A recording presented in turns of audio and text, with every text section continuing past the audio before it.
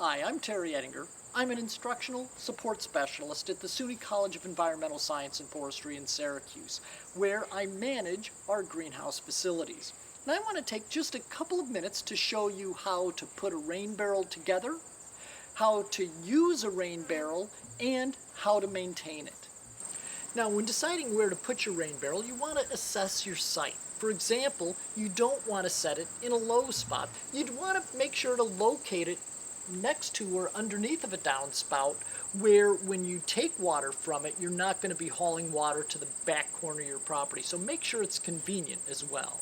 Now, the tools that you're going to need to put your rain barrel together are pretty basic and things you probably have around the house. Things like a ruler, tape measure, or yardstick. You're going to need that to measure where you cut the downspout. You're going to need a drill with a 1-inch bit.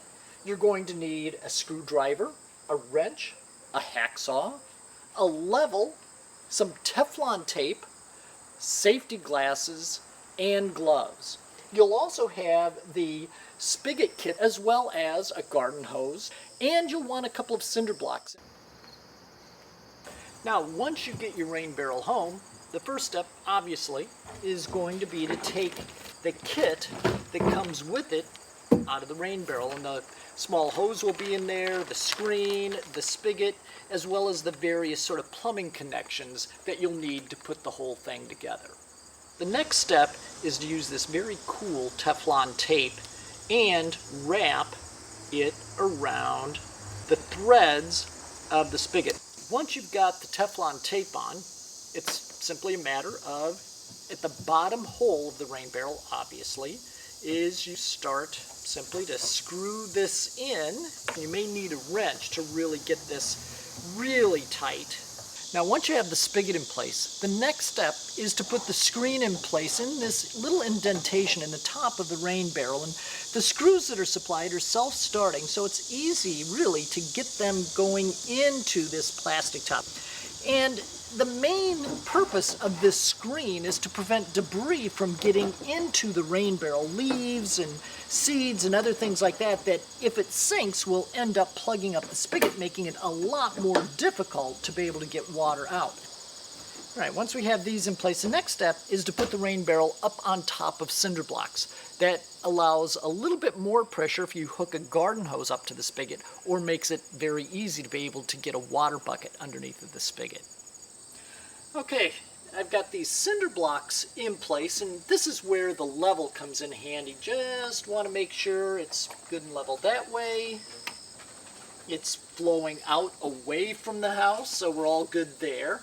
And now you just go ahead, set the rain barrel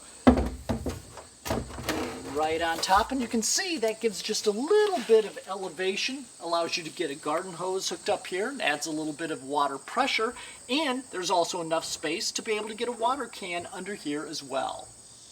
All right, the next step may be sort of the trickiest part of the whole process. You're going to need a hacksaw, and this is where you're also going to use the yardstick or a tape measure, because you're going to need to measure up on the downspout.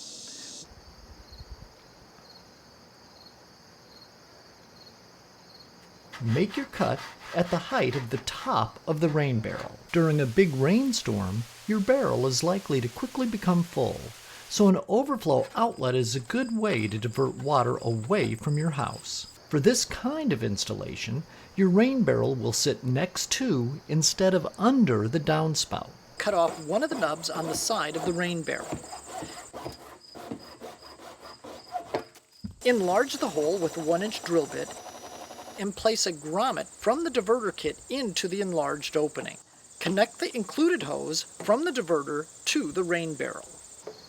Attach the diverter to the cut end of the downspout and reattach the cut off elbow with screws. It's important to remember that the outlet of the diverter should be at the same height as the inlet of the rain barrel. You can use the collected water for things like washing your car or watering your flowers.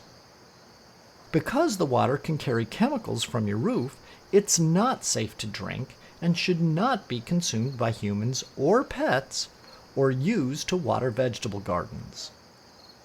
Rain barrels only require a few simple steps to maintain.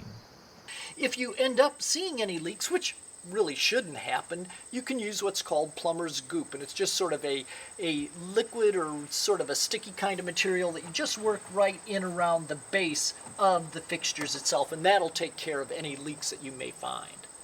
It's important to keep in mind there really is a rain barrel season, and it comes to an end essentially about the time of the first hard frost in autumn, because you don't want water freezing inside of the rain barrel.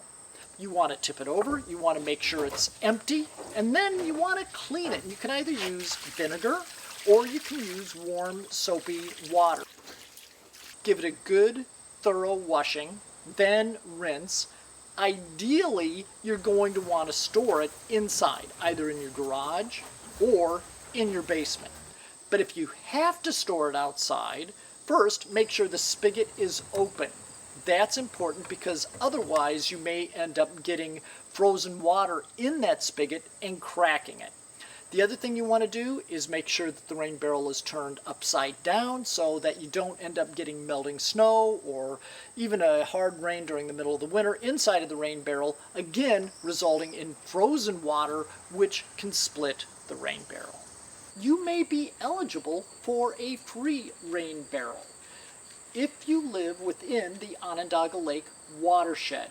You can learn more about the rain barrel program and whether you're eligible for the free rain barrel simply by going to savetherain.us. That's it. If you take care of your rain barrel, it'll provide you with plenty of water for your garden and help Syracuse save the rain.